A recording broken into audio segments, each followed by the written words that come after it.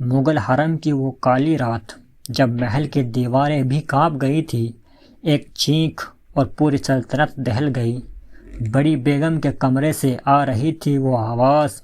جب سپاہی دروازے توڑ کر اندر پہنچے تو جو دیکھا اس پر یقین کرنا مشکل تھا۔ بادشاہ سلامت ایک نئی باندی کے قدموں میں جھکے ہوئے تھے۔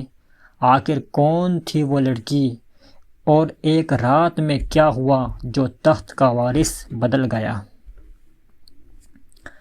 سال تھا 1672۔ دلی کی سلطنت، بادشاہ اورنگزیب کا حرم، 500 بیگموں، 1000 باندیوں اور خواجہ سراؤں کی دنیا۔ یہاں کے قانون الگ تھے، یہاں محبت گناہ تھی اور حکم سے بڑی کوئی چیز نہیں تھی۔ اسی حرم میں ایک دن ایک نئی باندی آئی، نام تھا گلبدن، عمر 18 سال، کشمیر کے ایک گاؤں سے اسے جبراً اٹھا لایا گیا تھا۔ گوری، نازک، پر آنکھوں میں عجیب سی آگ۔ بڑی بیگم دلرس بانو نے اسے دیکھتے ہی کہا تھا، اس کی آنکھیں کسی شہزادی جیسی ہیں، اسے کپڑے دھونے کے کام پر لگا دو۔ پر گلبدن کو پتہ تھا وہ یہاں کپڑے دھونے نہیں آئی تھی۔ اس کے پاس ایک راز تھا، ایک ایسا راز جو اس سلطنت کو ہلا سکتا تھا۔ حرم کا قانون تھا، کوئی باندی بادشاہ سے نظریں نہیں ملا سکتی، پر گلبدن جب پہلی بار بادشاہ کے سامنے پانی لے کر گئی تو اس نے سیدھا آنکھوں میں دیکھا۔ اورنگزیب چونک گیا، اس نظر میں ڈر نہیں سوال تھا۔ بڑی بیگم کو یہ گستاخی پسند نہیں آئی، اس نے گلبدن کو رات کے پہرے پر لگا دیا، سب سے خطرناک کام، کیونکہ رات کو حرم کی سرنگوں سے اکثر قاتل آتے تھے۔ اس رات سچ میں ایک سایہ سرنگ سے نکلا، ہاتھ میں خنجر، سیدھا بڑی بیگم کے کمرے کی طرف۔ گلبدن نے دیکھا وہ چلا سکتی تھی، پر وہ چپ چاپ اس سائے کے پیچھے چل دی۔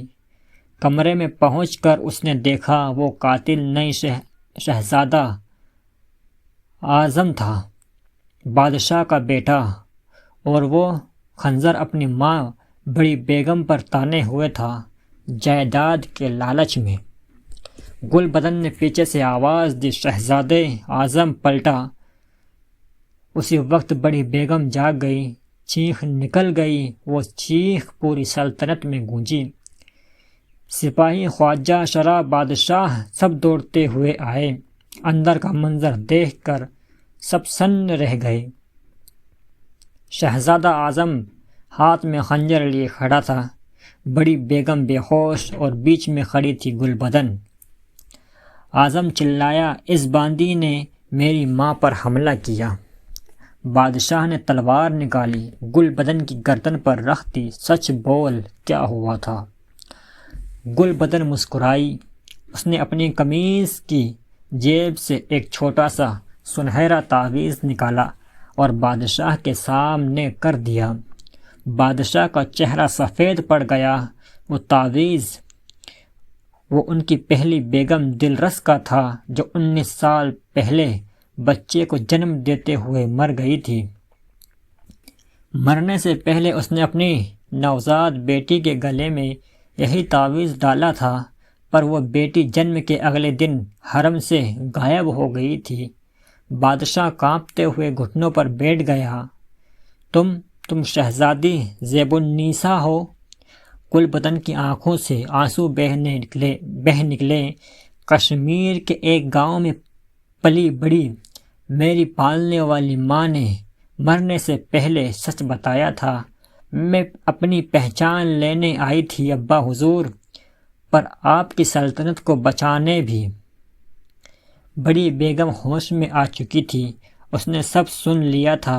وہ دوڑ کر گلبدن سے لپٹ گئی۔ مجھے معاف کر دے بیٹی، میں نے تجھے باندی سمجھا۔ اس رات کے بعد حرم کے قانون بدل گئے۔ گلبدن یعنی شہزادی زیب النساء کو اس کی اصلی جگہ ملی اور شہزادی اعظم کو کال کوٹری۔ پر یہ کہانی یہاں ختم نہیں ہوتی دوستوں، کیونکہ زیب النساء کے پاس ایک اور راز تھا، ایک ایسا راز جو حرم کی سب سے پرانی سرنگ سے جڑا تھا۔ وہ سرنگ کہاں جاتی تھی اور اس میں کیا چھپا تھا، یہ جاننے کے لیے اگلے حصے کا انتظار کریے۔ کمنٹ میں نیکسٹ پارٹ لکھیے اگر پوری کہانی سننی ہو۔